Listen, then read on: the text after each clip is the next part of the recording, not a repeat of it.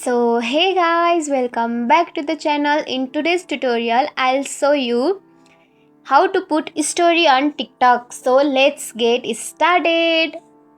At first, make sure you have the TikTok app downloaded from Google Play Store or App Store and make sure you have login with your account. So let's open it. Now there are two options. You can click on plus icon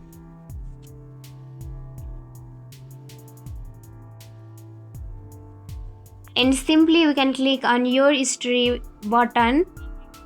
Then your story will be published, and there is another step as well. So for this, click on profile button.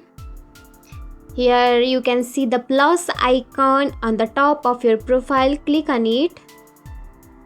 Then you can add photos, videos, or either camera as well.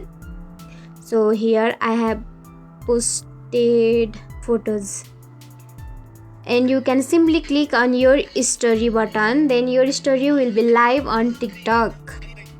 So that's it. If you find this tutorial helpful, don't forget to like, subscribe and hit the bell icon for more easy tutorials. I'll see you in the next video. Till then, bye bye, take care, have a great day.